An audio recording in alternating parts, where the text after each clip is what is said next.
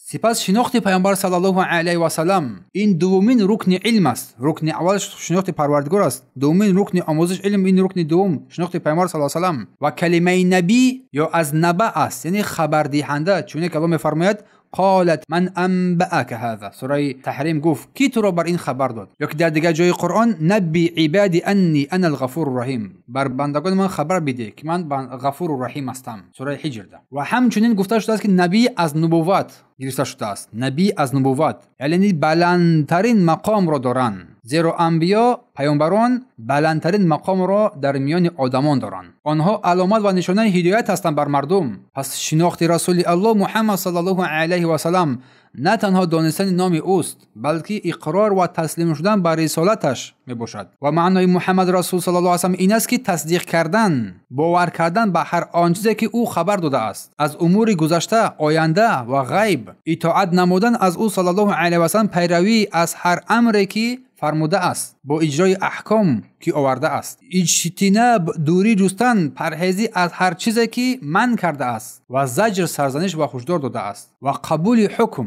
اگر او در چیزی حکم کند آن را با دل جان پذیرفتن. و ما الله را عبادت نکنیم مگر با شریعت او صلی الله علیه و سلم. قناعت و راضی بودن با آنچه که شریعت اسلام آورده است، با قناعت و با یگانگی الله سبحانه و تعالی او را عبادت نماییم. الله میفرماید که فلا و ربک لا یؤمنون حتی یحکموک فیما شجر بینهم ثم لا یجدوا فی انفسهم حرجا مما قضیت و یسلموا تسلیما. نه، قسم به پروردگارت که می نیستند یا که مؤمن نمیشوند تا تو را در میان خود داور قرار بدهند، حکم قرار بدهند در هر آنچه که اختلاف میکنند. سپس بعد اینکه تو را داور و حاکم قرار دادن بین خودشان در هر مسئله، سپس دلهایشان هیچ تنگی قرار نگیرد در حکمی که تو کرده ای، در حکمی که الله صادر کرده است. در سوره نساء 65 و نیز همچنین می‌فرماید الله سبحانه و تعالی در سوره نور آیه 51 انما كان قول المؤمنین اذا دعوا الى الله و رسوله لیحکم بینهم. به درستی که گفتار مؤمنان چون به نزد الله سبحانه و تعالی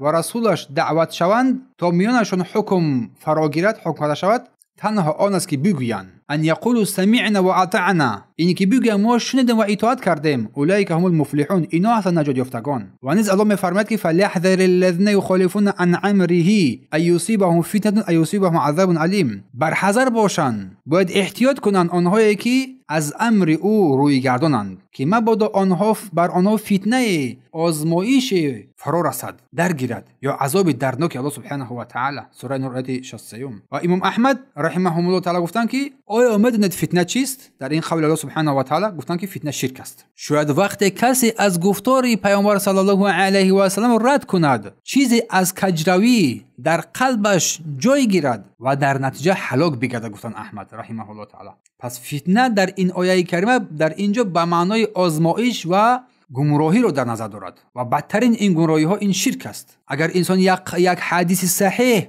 و قول ثابتی که از پیامبر ثابت شده است رد نماید، در حقیقت که او امر الله را رد کرده است و مخالفتی نموده است. رد یک سخن رسول صلی الله علیه و آله میتواند صاحبش را از دایره اسلام خارج گرداند. رد یک سخن پیامبر صلی الله علیه و آله میتواند سبب کجی قلب گردد و چون اگر قلب کج شود انسان برای شرک و هلاکت و گمراهی بدعت می رود. برای همین دلیل الله چی فرمود؟ فلیحذر الذین یخالفون عن امره. پس باید برحذر باشند آنهایی که از فرموده او پیامبر صلی الله علیه و آله روی میگردانند، از امر او سرپیچی میکنند تا مبادا فتنه بر آنها برسد. ایوصیبهم فتنه ایوصیبهم عذاب علیم، یا که عذاب دردناک بر بالای سر اینها فرود آید. سوره نور آیه 53. امام احمد رحمه الله تعالی همین آیات دلیل آوردن که فتنه شرک و هلاکت است که این رد سخن پیامبر صلی الله علیه و آله از رد سخن پیامبر سرچشمه میگیرد.